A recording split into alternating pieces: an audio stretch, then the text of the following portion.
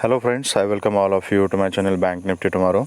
मैंने आपके सामने बैंक निफ्टी स्पॉट का 5 मिनट्स टाइम फ्रेम का चार्ट यहाँ पर डिस्प्ले किया हुआ है। हमारा डिस्कशन ये था दोस्तों कल कि अगर गैप अप खुलती है मार्केट एंड गैप अप खुलने के बाद ऊपर किसी लेवल के पास अगर कंसोलिडेट करती है, वहाँ से अगर रिवर्सल आता है तो वो रिवर्सल हम प्ले कर सकते हैं। ये हमारा डिस्कशन था। जो हमने डिस्कस किया था उस तरीके से मार्केट ने मूवमेंट दे दिया। मार्केट खुली गैप अप, देन ये 200 का लेवल था, इसको क्रॉस किया, लेकिन ये 250 वगैरह का जो लेवल था ना, वही लेवल हमने कल डिस्कस किया था कि 230 250 वगैरह इस जोन में अगर रिवर्सल मिलता है तो we can play that reversal. यहाँ से रिवर्सल आ गया, तकरीबन 170 180 पॉइंट्स का यहाँ पे मोमेंटम मिल गया।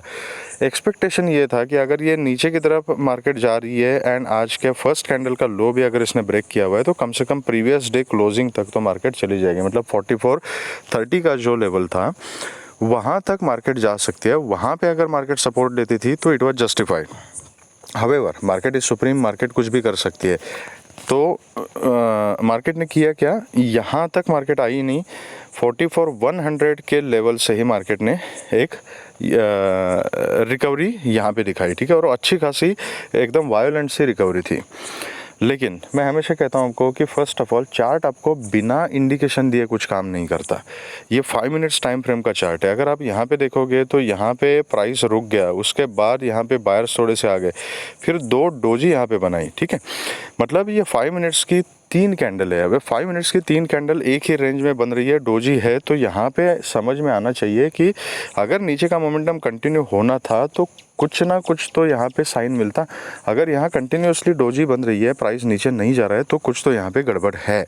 तो चार्ट ने आपको एक इंडिकेशन दे दिया कि यहाँ पे सेलिंग प्रेशर अभी रिड्यूस हो चुका है एंड बायर्स एक्टिवेट हो रहे हैं यहाँ पे, ठीक है। तो जो भी है आपके डायरेक्शन में ट्रेड नहीं जा रहा है, इतनी चीज़ आपको चार्ट ने बता दी एंड 5 मिनट्स की 3 कैंडल में बताई।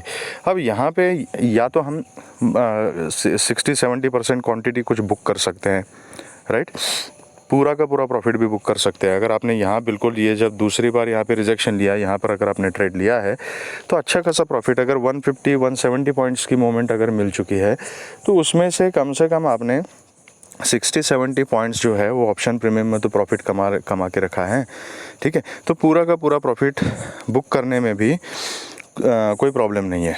नहीं करना है 60-70% प्रॉफिट बुक करो। एंड अगर वो भी नहीं करना है, पूरी की पूरी क्वांटिटी आपको अगर होल्ड करनी है, तो मैं हमेशा कहता हूँ आपको कि यूज़ ट्रेलिंग स्टॉप लॉस। और बहुत बार मैंने ये तरीका भी बताया हुआ है कि ये एक रेंज अभी बना के रखिए, दिस रेड कैंडल। अब ये जो 3 कैंडल बनी है इस रेड कैंडल के अंदर है, तो कम से कम इस कैंडल के ऊपर अपना स्टॉप लॉस जो है उसको हम ट्रेल कर सकते हैं, राइट। अगर इसमें से कुछ भी नहीं किया तो ये कैंडल देख लीजिएगा कितनी तगड़ी कैंडल है, ओके।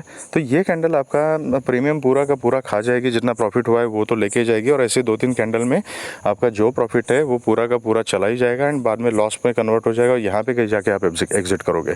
तो इट इज़ बेटर कि अगर स्टॉप लॉस हिट होता है तो होने दो, कोई प्रॉब्लम नहीं। अगर स्टॉप लॉस हिट होता है, फिर से मार्केट यहाँ से रिवर्स हो जाती है, तो फिर से दोबारा ये लो ब्रेक होने के बाद हम एंट्री ले सकते हैं ना।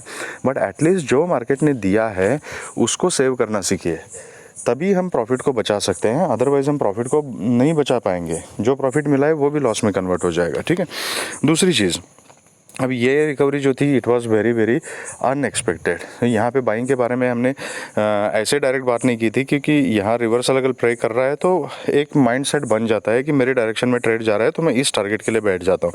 तो दिस वाज अनएक्सपेक्टेड। ऐसे मूवमेंट होते रहेंगे, मार्केट इज़ वोलेटाइल। अगर डेली किसी ना किसी चीज़ की अगर एक्सपायरी होगी तो मार्केट अभी वोलेटाइल रहेगी। It has become a new normal. जो 5-6 साल पहले जो जैसे मार्केट थी, आप पुराने ट्रेडर्स को पूछ के देख लीजिएगा। मैं तो खैर पिछले 5-6 साल से ही मार्केट में हूँ एंड एक्टिव ट्रेडिंग में तो 4 से 5 साल से हूँ, ठीक है। लेकिन बहुत सारे जो ट्रेडर्स होते हैं, जो एक्सपीरियंस ट्रेडर है, जो पिछले 10-15-20 साल से मार्केट में टिके हुए हैं, ऐसे किसी भी ट्रेडर को अगर आप पूछोगे तो ही विल से कि अभी की जो मार्केट है वो बहुत ख़राब हो चुकी है। पहले मार्केट ऐसे नहीं थी, सिस्टमेटिकली मार्केट में काम होता था। लेकिन अभी बहुत सारी चीज़ें चेंज हो चुकी है। डेली किसी ना किसी चीज़ की एक्सपायरी होती रहती है। ग्लोबल क्यूज़ कुछ अलग का काम कर रहे हैं, लोकल क्यूज़ जो है वो कुछ अलग काम करते रहते हैं। तो बहुत सारी चीज़ों का इम्पैक्ट इन सब चीज़ों के ऊपर होता है। वॉल्यूम भी बढ़ चुका है F&O में, तो इन सब का इम्पैक्ट यही हो रहा है कि मार्केट में अनसर्टेनिटी, वायलेंट मूव्स, वोलेटिलिटी, ये सब चीज़ें अभी डेली बेसिस पे इम्प्लीमेंट हो चुकी है एंड हम उनको डेली बेसिस पे ऑब्जर्व करते हैं। अब इसके ऊपर ऑप्शन क्या है, तो ऐसे मार्केट में ऐसे मार्केट में अगर हमें सरवाइव करना है, टिके रहना है एंड अगर कंसिस्टेंटली प्रॉफिट बनाना है तो बहुत ही हाईएस्ट ऑर्डर ऑफ डिसिप्लिन हमें मेंटेन करनी पड़ेगी। अगर वो डिसिप्लिन हम मेंटेन नहीं करेंगे तो इस मार्केट में टिकना बहुत ही मुश्किल है। वो कहते हैं ना कि सर सलामत तो पगड़ी 50। अगर आपके पास कैपिटल इंटैक्ट है तो दूसरे दिन जाके कुछ लड़ाई कर सकते हो, कुछ प्रॉफिट कमा सकते हो। अगर कैपिटल ही ख़त्म हो गया तो मार्केट से हम बाहर निकाले जाएंगे और कोई ऑप्शन नहीं है। मैक्सिमम रिटेल ट्रेडर्स के साथ यही हो रहा है, राइट। तो इसका ऑप्शन एक ही है जो मैं हमेशा कहता रहता हूँ आपको कि एक सेटअप पकड़ो, ठीक है। जो सेटअप आपके पास लॉजिक होना चाहिए, रीज़न होना चाहिए, चाहे आप कॉल ले लो चाहे पुट ले लो। इंट्राडे बेसिस पे मार्केट आपको दोनों तरफ की स्विंग्स देगी, मैंने आपको बोला है।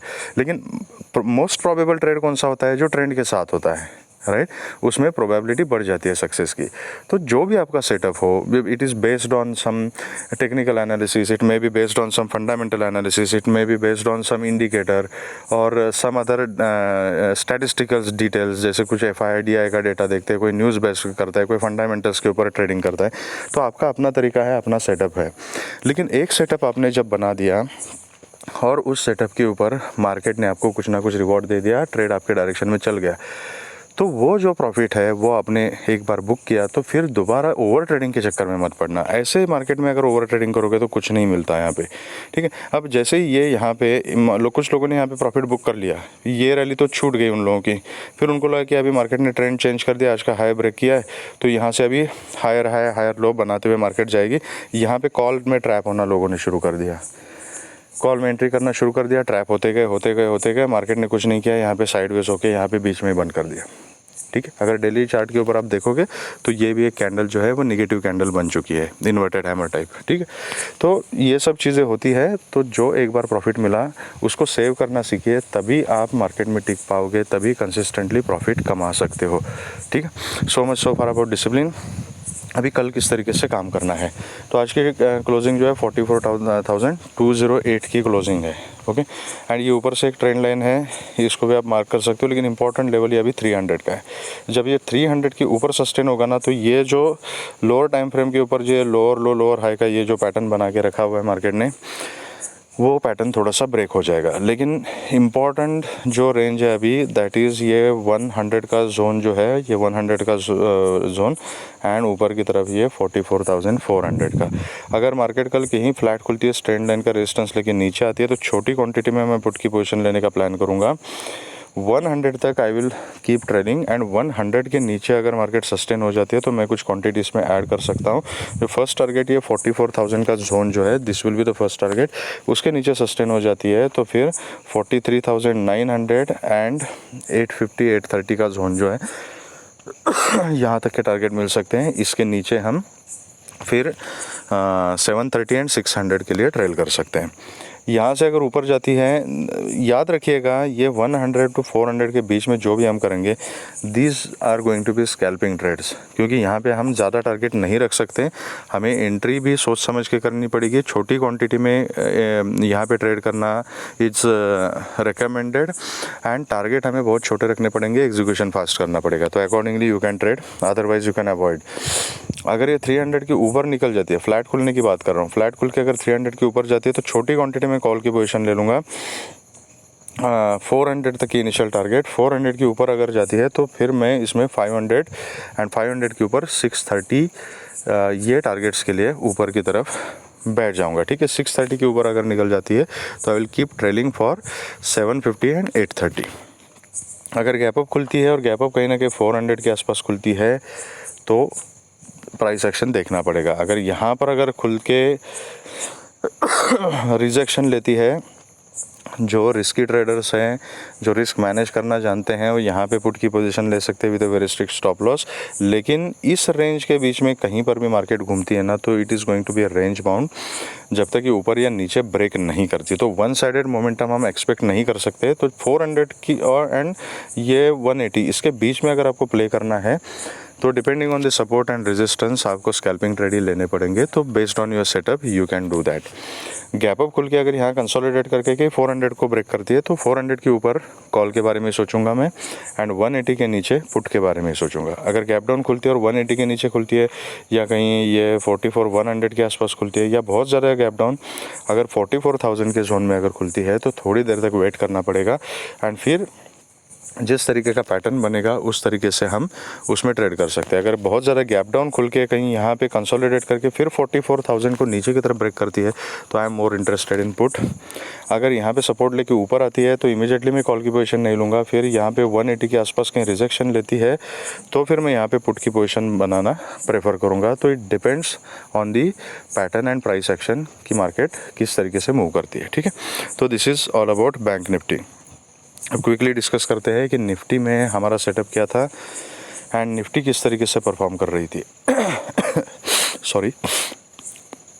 ओके, तो निफ्टी में भी हमने एक रिवर्सल की बात की थी एंड वो रिवर्सल आया भी, एंड तकरीबन 490 तक का यहाँ पे एक डाउन मूव यहाँ पे दे दिया, मतलब 540 से लेके 490 तक का, ठीक है, मतलब तकरीबन 50-60 पॉइंट का। एंड उसके बाद ये जो कैंडल आ गई ना, इस कैंडल ने बहुत सारे लोगों के आज एसएल हिट कर दिए। अगर जिनके एसएल नहीं थे तो उनका तो पूरा ही कैपिटल यहाँ पे उड़ गया है, ऑलमोस्ट 70% कैपिटल। तो जो मैंने बैंक निफ्टी में बोला था वही मैं आपको बताता हूँ। क्या इमीडिएटली ऐसा तो नहीं हुआ ना कि ये रेड कैंडल हो गए उसके बाद इमीडिएटली इतनी बड़ी ग्रीन कैंडल खड़ी कर दी। 1 2 3 यहाँ पर भी 5 मिनट्स की 3 कैंडल ने आपको बता दिया था कि प्राइस अभी रुक चुका है। इतना बड़ा सेलिंग प्रेशर आ गया और एकदम से यहाँ पर ये डोजी बनना शुरू हो गया। इसका मतलब क्या है कि प्राइस अभी रुक चुका है, यहाँ पे सेलिंग प्रेशर अभी नहीं है, तो कुछ तो गड़बड़ है। तो या तो ये जो डोजीज बनी है इसके ऊपर ट्रेलिंग स्टॉप लॉस लगा दो, या तो प्रॉफिट बुक करो, जो मैंने बैंक निफ्टी में बताया। ये वो जिन लोगों ने ये किया है वो बच गए। अगर एसएल भी हिट होगा तो कुछ ना कुछ तो प्रॉफिट मिल चुका होगा। जिन्होंने नहीं लगाया ये रैली उनका पूरा का पूरा प्रॉफिट लेके चली गई। ओके, अब हुआ क्या, जो कल बैंक निफ्टी में एक्सपायरी का गेम हुआ वही चीज़ आज निफ्टी में हुई। अब ध्यान से देखिएगा, ध्यान से समझिएगा इस साइकोलॉजी को। पहले नीचे आ रही थी, इस मूवमेंट में लोगों को यहाँ पे बेरिश बना दिया, लोगों ने दबा के पुट लेना शुरू कर दिया। आज निफ्टी की एक्सपायरी थी। ओके, यहाँ से ये जो मोमेंटम आ गया ना, इतना तगड़ा बाइंग प्रेशर यहाँ पे दिखाया निफ्टी ने कि यहाँ पर लोग एकदम से बुलिश हो गए। और यहाँ पर जब तक लोगों को समझ में आ गया कि मार्केट में अभी बायर्स एक्टिवेट हो गए हैं, रैली आ गई, तब तक ये 1 2 3 कैंडल ये पुट के एसएल लेके ऊपर जा चुकी थी। जब मार्केट टॉप पे पहुंच गई ना, यहाँ पे लोग फिर कॉल में ट्रैप होना शुरू हो गए। उसके बाद निफ्टी ने कुछ नहीं किया, बस 520 से 570 50 पॉइंट के बीच में ही यहाँ पे 40 to 50 पॉइंट के बीच में निफ्टी घूमती रही। अब यहाँ पे हुआ क्या, मैंने कल भी बोला था आपको कि लोग जो होते हैं ना इसमें इंटरेस्टेड होते हैं ना इसमें इंटरेस्टेड होते हैं। लोग जो होते हैं एक्सपायरी के दिन ये वाला जो पोर्शन होता है ना सेकंड हाफ में, स्पेशली दोपहर में 1:30-2 बजे के बाद वाला, इसमें ज़्यादा इंटरेस्टेड होते हैं क्योंकि उनको ज़ीरो हीरो खेलना होता है, राइट। अब इसमें लोगों ने क्या किया, ये कहीं ना कहीं 550 से 570 के बीच में बहुत सारे लोगों ने यहाँ पे 550 के कॉल लेना शुरू कर दिया। बहुत सारे लोगों ने 550 का पुट लेना शुरू कर दिया। कुछ लोग जो बहुत ज़्यादा ऑप्टिमिस्टिक और रियली ज़ीरो हीरो खेलना चाहते हैं उन्होंने 600 का कॉल लेना शुरू कर दिया। कुछ लोगों ने 500 का पुट लेना शुरू कर दिया। बहुत सारे लोग ऐसे थे जिन्होंने यहाँ पे स्ट्रैडल बना दिया, मतलब दोनों तरफ के कॉल एंड पुट उस टाइप का। एंड ऑफ द डे ये सब लोग ज़ीरो हो गए। जो स्ट्राइक प्राइस इन लोगों ने ली की वो हर स्ट्राइक प्राइस यहाँ पे ज़ीरो हो गया। आपने स्ट्रैडल भी किया हो, स्ट्रैंगल किया हो, जो करना है किया हो, मार्केट ने सबको ज़ीरो कर दिया। जो कल निफ्टी में बैंक निफ्टी में हुआ था सेम कहानी हो गई कि कहीं किसी डायरेक्शन में नहीं गई, कंसोलिडेशन जोन को ब्रेक नहीं किया, यहीं पे क्लोजिंग हो गई, थीटा डी के हो गया, सब ज़ीरो हो गया। तो that is why each and every day I am telling you same thing कि ज़ीरो हीरो के चक्कर में मत पड़ो। जो अपना सेटअप है उसके ऊपर एक प्रॉफिट बुक करो एंड जस्ट सेव इट, ठीक है। एनीवेज, जो करने वाले हैं वो करते ही रहेंगे, जो सुनने वाले हैं वो सुनते रहेंगे, तो कांट हेल्प इट। तो कल किस तरीके से काम करना है, 19,546 का एक्चुअल क्लोजिंग है। नीचे की तरफ ये 520 का लेवल याद रखना है।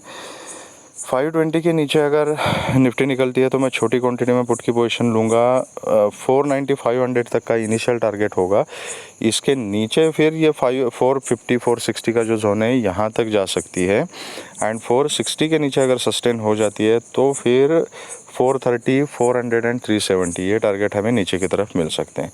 ऊपर की तरफ 570 का जो लेवल है that is a very crucial level. अगर 570 के ऊपर अगर निफ्टी सस्टेन हो जाती है तो एक कॉल की पोजीशन बनती है जो 630 तक की इनिशियल टारगेट दे सकती है। 630 के ऊपर अगर सस्टेन रहती है तो 660 70 का जो जोन है वहाँ तक एंड 700 ये मैक्सिमम टू मैक्सिमम ऊपर की तरफ टारगेट मिल सकते हैं।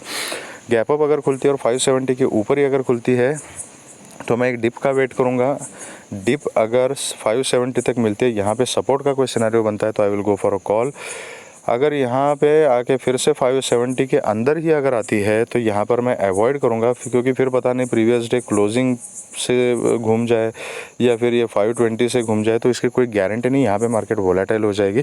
तो उस केस में मैं अवॉइड करूँगा। अगर मार्केट एक दिन ऊपर एक दिन नीचे इस टाइप की अगर नाटक कर रही है एंड कॉन्फिडेंस नहीं आ रहा है तो फिर उसमें ट्रेड करने में कोई पॉइंट नहीं, I will avoid. Gap down खुलती है 520 के नीचे अगर खुलती है I am definitely interested in put. जो सेफ ट्रेडर्स है एक पुल बैक का वेट कर सकते हैं या तो स्ट्रिक्ट ट्रेलिंग स्टॉप लॉस के साथ आप पुट की पोजीशन में कंटिन्यू भी कर सकते हो। नीचे जो टारगेट जो मैंने बताया वो सेम रहेंगे, 460 तक के रहेंगे, उसके नीचे हम ट्रेल कर सकते हैं, ठीक है। और कहीं ना कहीं यहाँ 460 के आसपास ही अगर गैप डाउन ओपन होती है तो अपना रेगुलर फार्मूला, बहुत ज़्यादा गैप अप या gap down, wait for some time, observe the pattern, observe the price action, accordingly take a decision कि करना क्या है। लाइव मार्केट में कुछ इंपॉर्टेंट चार्ट अपडेट्स वगैरह होंगे तो मैं अपने ग्रुप के ऊपर उसको पोस्ट कर दूंगा। ग्रुप का लिंक जो है मैंने अपने डिस्क्रिप्शन बॉक्स में दिया हुआ है। बस एक ही रिक्वेस्ट है कि जो लोग टिप्स या कुछ कॉल्स पुट वगैरह ये सब चीज़ें मैं अपने ग्रुप पे नहीं करता, ठीक है। मैं ऐसे कोई सर्विसेज अपने ग्रुप पे प्रोवाइड नहीं करता, it is purely for learning purpose. तो अगर आप कॉल्स या पुट्स के कुछ अगर टिप्स वगैरह देख रहे हो तो प्लीज़ ग्रुप ज्वाइन मत कीजिएगा। जिसको सीरियसली अगर सीखना है तो आप ग्रुप ज्वाइन कर सकते हो। अगर आपको वीडियो पसंद आया है तो please hit the like button, subscribe the channel and share the video with the maximum people so that all will be benefited. Thank you very much friends and all the very best.